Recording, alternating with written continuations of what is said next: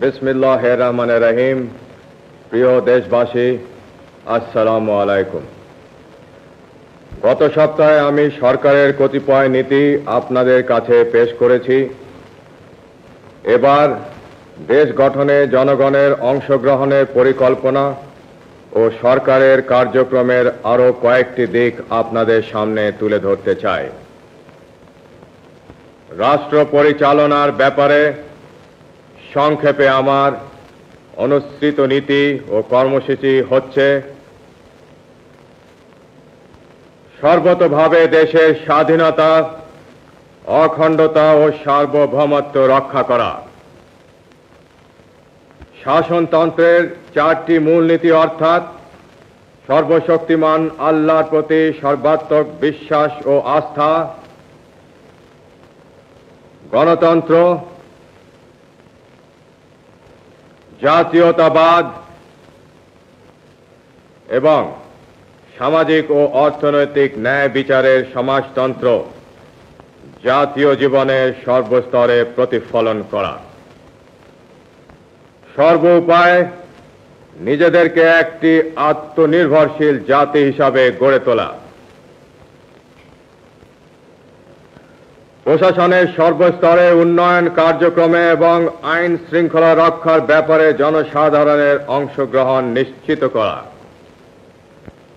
সর্বোচ্চ অগ্রাধিকার ভিত্তিতে কৃষি উন্নয়নের মাধ্যমে গ্রামীণ তথা জাতীয় অর্থনীতিকে জোরদার করা। দেশকে খাদ্যে স্বয়ংসম্পূর্ণ করা। দেশে কাপড়ের উৎপাদন বাড়িয়ে সকলের জন্য অন্তত মোটা কাপড় সরবরাহ নিশ্চিত করা। কোন নাগরিক যেন গৃহহীন না থাকে তার যথাসম্ভব ব্যবস্থা করা। দেশকে নিরক্ষরতার অভিশাপ থেকে মুক্ত করা। সকল দেশবাসীর জন্য ন্যূনতম চিকিৎসার বন্দোবস্ত করা। সমাজে নারীর যথাযোগ্য মর্যাদা প্রতিষ্ঠা করা এবং যুব সমাজকে সুসংহত করে জাতি গঠনে উদ্বুদ্ধ করা। দেশের অর্থনৈতিক উন্নয়নে বেসরকারি খাতে প্রয়োজনীয় উৎসাহ দান।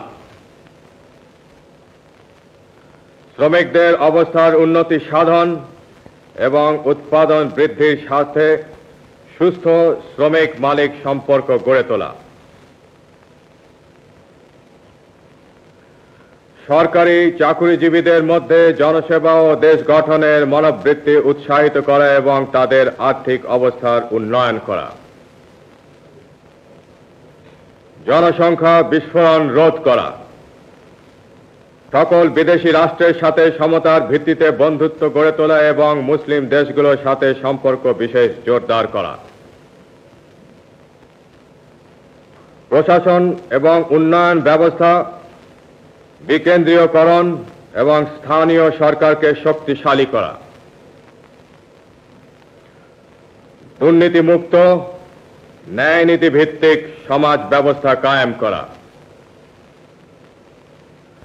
ধর্ম, বর্ণ, গোত্র নির্বিশেষে সকল নাগরিকের অধিকার পূর্ণ সংরক্ষণ করা এবং জাতীয় ঐক্য সংহতি সুদৃঢ় করা।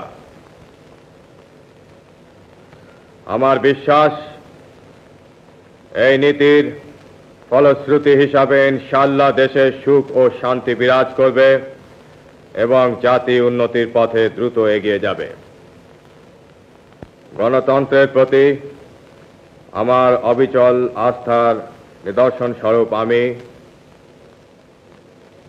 সুপ্রণোদিত হয়ে আমার অনুসৃত নীতি ও কর্মপন্থা এবং আমার নিজের উপর আপনাদের আস্থা যাচাই করার জন্য আগামী 30শে মে গণভোট ঘোষণা করেছি। আমি আশা করব আপনারা নিজেদের ভোটাধিকারের পূর্ণ সদ্ব্যবহার করে আমার প্রতি আপনাদের আস্থা সম্পর্কে স্পষ্ট রায় দেবেন। পরম করুণাময় আল্লাহ তাআলা আমাদের চলার পথে নতুন উদ্যম, শক্তি ও সাহস দান করুন। खुदा हाफिज। बांग्लादेश जिंदाबाद।